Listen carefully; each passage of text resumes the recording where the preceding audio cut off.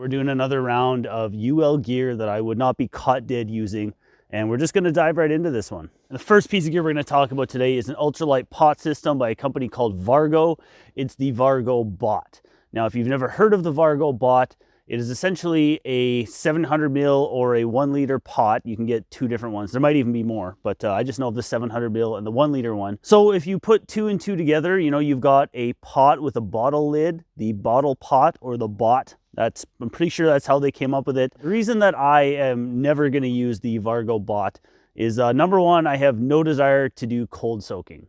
I've tried it in the past, and the only thing that I can successfully cold soak is my oatmeal, which I do on a regular basis. I'm just one of those weird people that I prefer my Quaker oatmeal with cold water. I just find when it's got hot water in it, it just gets like super gummy and sticks to the roof of my mouth, and I'm just not a fan.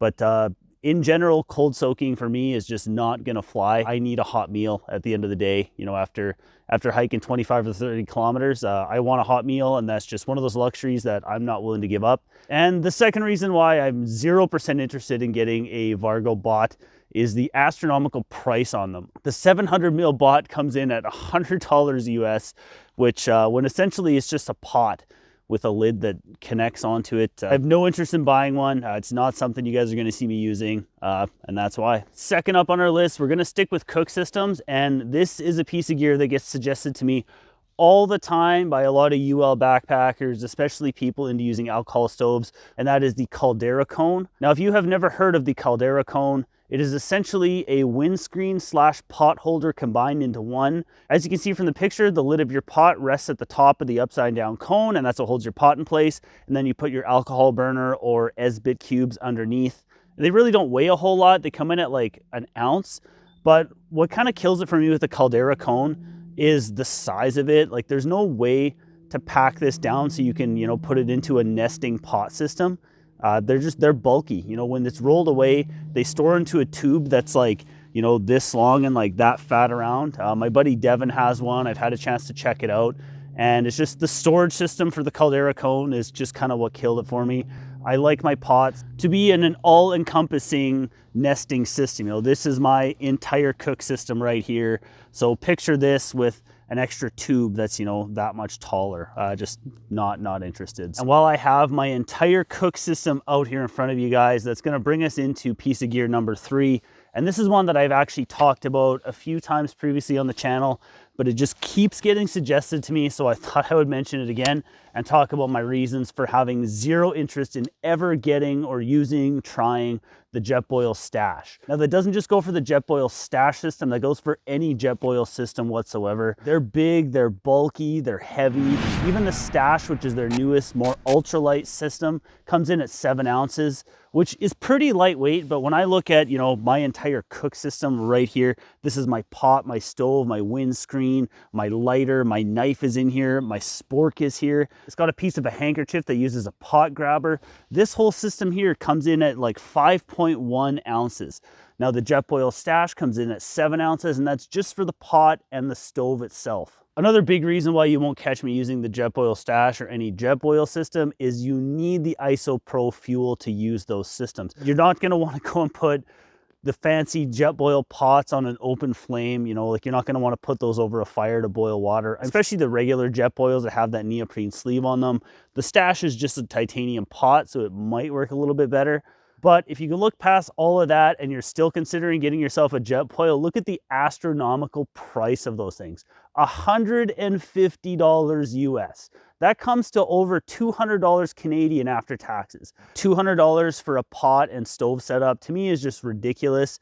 I know someone's gonna argue and say that Jetboils are far more efficient when it comes to the usage of fuel, but the minuscule amount of fuel that you're gonna save by using a Jetboil, and in real world testing, you know, I have friends who use Jetboils all the time. Their stoves hardly boil any faster than when I pull out my BRS stove. So I really don't buy that Jetboils are faster. But like I was saying, the minuscule amount of fuel saved by using a Jetboil over, say, using a BRS or like an MSR Pocket Rocket stove is not even gonna come close to covering the astronomical cost associated with the Jetboil. It is cold as balls outside. It's almost -30 right now. I am a little chilled. I didn't really bring a whole lot of props out with me. The next prop I would have brought would have been my backpack, because the next piece of UL gear I have no interest in getting is those shoulder mounted water bottle pockets. They seem to be really popular amongst the thru hikers, and a lot of YouTubers are using them. You know, they're just those little narrow pockets that fit on your shoulder straps. You can put water bottles and stuff in them. I don't find a need for anything like that, and I find it just would make my front end a little more clunky. I have a lot of stuff at the front of my pack. Like, I use my Ribs front pack that's got all my camera gear in it. I've always got my InReach here. I've got my bear spray up front. I don't want anything else up front here. You know, I like having to kind of reach back and have my water bottles inside pockets, like on my ULA Ohm or on my Osprey Exos backpack.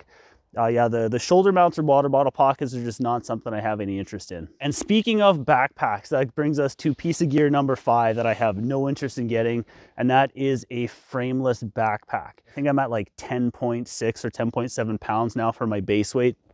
And that's just all of my own personal gear. But as many of you guys and gals know, I very rarely hike without my dog.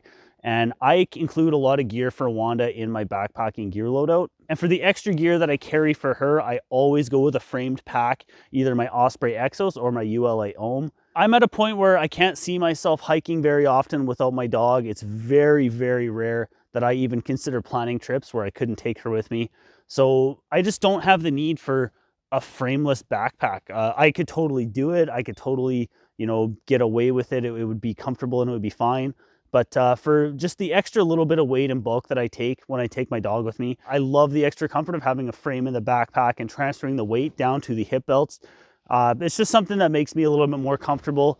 And to me, comfort is key when I'm out there on trail. So for that reason, that's why I stick away from the frameless packs. And, you know, I know a lot of the UL purists out there are just going to roast me for it, because apparently now you can't be ultralight if you're using a frame backpack, but I do it and it works just fine. Now, if you're tired of hearing me ramble on about gear I have no interest in getting, your wish has come true, because I'm going to stop now and I'm actually going to go inside and warm up, because like I said, minus 30 outside.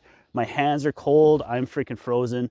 So if you guys are looking for some gear that I am using and some ultralight backpacking gear we're going to be going with for 2023, check out this video here. I'm sure you'll enjoy. And as always, I'm Matty. Thank you so much for watching, and I'll see you on the next one. And hopefully I'll have warmer hands next time.